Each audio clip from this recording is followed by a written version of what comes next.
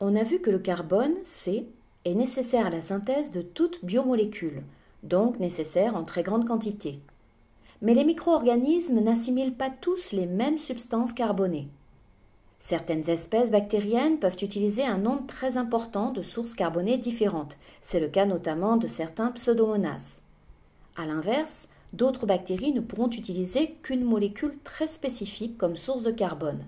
C'est le cas de Diplococcus glycinophilus qui ne peut utiliser que l'acide aminé glycine comme source de carbone. Selon la nature de la source de carbone utilisée, on range les micro-organismes dans deux types trophiques.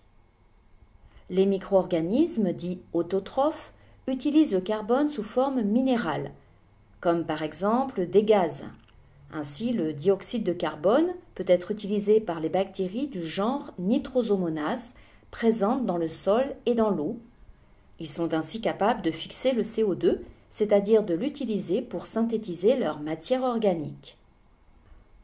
Le méthane est utilisé par des bactéries méthanotrophes comme celles du genre Methylococcus qui vivent dans les sols et les eaux. Elles sont particulièrement nombreuses dans les rizières, les tourbières, les marais où le méthane est produit en forte concentration par les bactéries méthanogènes à partir de la matière organique. Ces bactéries ont donc un intérêt environnemental puisqu'elles assimilent dioxyde de carbone et méthane, deux gaz à effet de serre.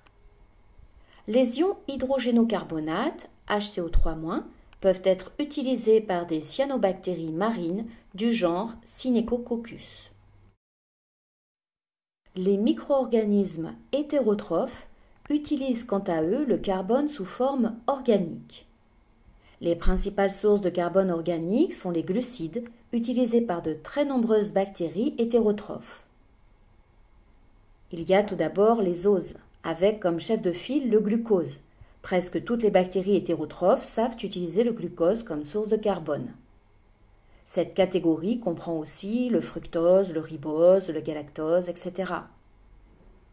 Les diholosides, tels que le lactose, le saccharose, le maltose, peuvent être utilisés par certaines bactéries qui peuvent les absorber et les hydrolyser. Des polyholosides, comme l'amidon, le glycogène et la cellulose, sont des polymères de glucose que certaines bactéries peuvent utiliser. Elles sécrètent des exoenzymes pour hydrolyser ces macromolécules et pouvoir ensuite absorber leurs produits de dégradation. Les alcools, comme l'éthanol, le méthanol, ainsi que les polyols, dérivés d'ose, comme le glycérol, le xylitol, sorbitol, mannitol, peuvent également être utilisés comme source de carbone. Par exemple, l'éthanol peut être utilisé par les bactéries du genre Acetobacter, comme l'espèce Acidobacter aceti, responsable de la transformation du vin en vinaigre. Les acides aminés, acides organiques et hydrocarbures peuvent aussi être utilisés dans certains cas.